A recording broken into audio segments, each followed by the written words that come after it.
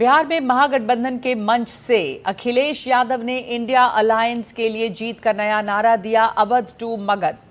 अखिलेश ने ये नारा क्यों दिया, इसके सियासी मायने क्या हैं, देखिए ये रिपोर्ट। हम लोगों ने मिलकर के अवध में हराया था, इस बार मगध में आपकी जिम्मेदारी है। उनको बोलिए यूपी संभालें, कहां बिहार में घुस रहे हैं। विधानसभा चुनाव में महागठबंधन की जीत के लिए अखिलेश यादव ने बिहार में नया नारा दिया। नारा ये कि अवध में हराया, अब मगध में हराओ। हम लोगों ने मिलकर के अवध में हराया था, इस बार मगध में आपकी जिम्मेदारी है। अखिलेश यादव बिहार में चल रहे महागठबंधन की वोटर अधिकार यात्रा में शामिल होने के लिए सीवान पहुंचे थे। यहीं पर अखिलेश ने ये नारा दिया, हम लोगों ने मिलकर के अवध में हराया था, इस बार मगध में आपकी जिम्मेदारी है। आखिर अखिलेश ने ये नारा क्यों दिया और इस नारे के आखिर मायने क्या हैं? वो कौन सा प्लान है जिससे अखिलेश ने अवध को साधा और इसे अब बिहार में महागठबंधन को लागू करने की बात कह रहे हैं? अखिलेश का वो प्लान आपको बताएंगे, लेकिन पहले आपको अखिलेश का वो बयान सुनाते हैं। अभी चुनाव में हम लोगों ने मिलकर के अवध में हराया था, इस बार मगध में आपकी जिम्मेदारी है भारतीय जनता पार्टी को हराने के लिए। और मैं नारा देता हूं कि अब की बार बिहार से बाहर बीजेपी जाने वाली है। अखिलेश यादव महागठबंधन के मंच पर यहां से बीजेपी पर जमकर बरसे।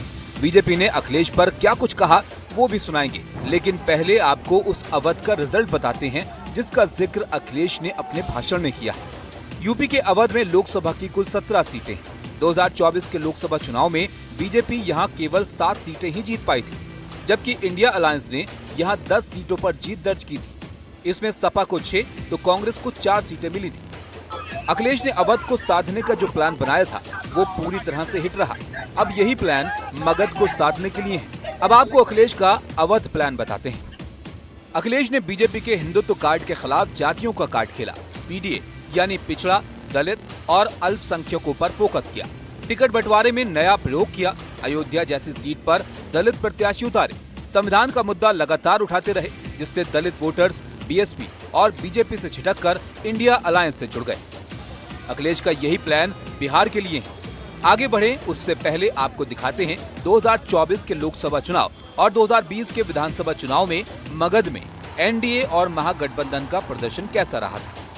लोकसभा के हिसाब से बात करें तो मगध क्षेत्र में 5 सीटें आती हैं। इसमें गया, औरंगाबाद, काराकाट, जहानाबाद और नालंदा शामिल है। 2024 में एनडीए को यहाँ 3 तो वहीं महागठबंधन को 2 सीटें मिली थी।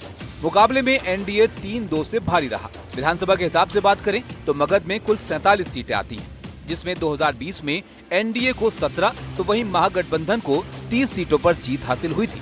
विधानसभा में महागठबंधन का पलड़ा भारी रहा था। अखिलेश ने बीजेपी पर और क्या कुछ बोला ये भी आपको सुनाते हैं। ये बीजेपी जिस तरह काम करती है, ये इस्तेमाल पार्टी है, ये लोगों का इस्तेमाल करती है और लोग धीरे धीरे भारतीय जनता पार्टी को इस्तेमाली पार्टी बोल रहे हैं। ये इस्तेमाल करेगी और उसके बाद उन्हें बर्बाद कर देगी। यह केवल इस्तेमाल करती है पार्टी। अखिलेश के अवध टू मगध प्लान पर सत्ता पक्ष ने तंज कसा है। सुनिए अखिलेश के प्लान पर बीजेपी का क्या कुछ कहना है। अखिलेश ने कहा है कि अवध के बाद मगध हराएंगे बीजेपी।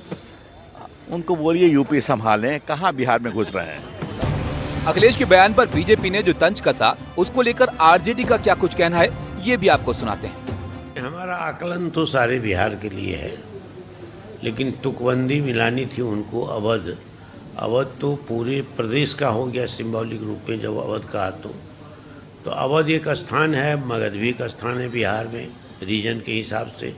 मगध, मिथिलांचल इलाका, भोजपुर इलाका, ऐसे करके हमारे अंगिका, बज्जिका ऐसे करके बटे हुए बिहार भी। तो लेकिन बिहार में ये सब फीलिंग कम है। एक तुकबंदी मिलाने के लिए कि अवध माने उत्तर प्रदेश तो मगध माने बिहार, दोनों जगह हराएंगे, यही कहने का उनका लक्ष्य है। अखिलेश यादव का पीडीए प्लान अवध में तो हिट कर गया, लेकिन ये प्लान मगध में कितना हिट करेगा ये तो आने वाला वक्त ही बताएगा। ब्यूरो रिपोर्ट, एनडीटीवी इंडिया के लिए।